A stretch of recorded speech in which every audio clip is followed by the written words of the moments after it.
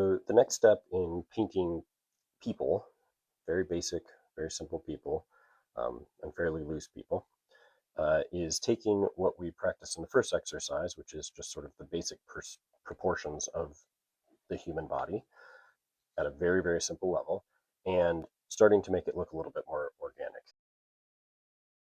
And in general, the shape that we're going for here is kind of like a carrot. I often, most often probably, paint with a round brush. This is a round size 10 brush, and it lends itself pretty well to being able to paint carrot people quite quickly. So all I'm doing is just laying the brush flat, starting with my pointy end down at the bottom, and then I'm dragging my brush up to the top. You can see that that fills in most of my shape quite quickly.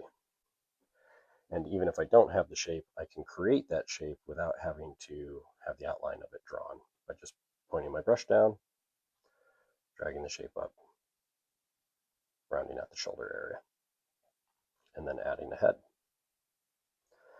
And so you can relatively quickly produce a lot of these, of this shape, over and over again. And this is an excellent exercise for taking your basic proportions and starting to apply them with paint in as economical of a fashion as you can with your paintbrush, right?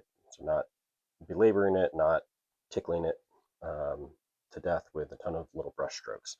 Some things that I have seen other people struggle with or have struggled with myself. One is if you don't push the brush all the way down to the ferrule, sometimes the shape of it will come out sort of like this, where there's like a kind of a U shape instead of that roundish shape. And so just make sure you're pushing the brush all the way down to the ferrule on the paper to get that rounded shape.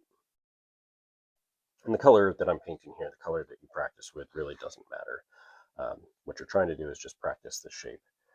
The other thing I've seen some folks have issues with when I've shown them this is that their people are too blobby. And by that, I mean they're too round at the bottom. And the simple solution to that is to just drag your feet down.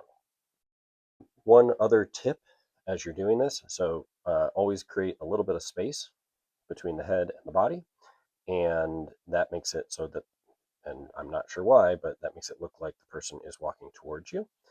And if you want to make it look like the person is walking away, then you just connect the head to the body. Second tip, as far as the head goes, is don't make it too large.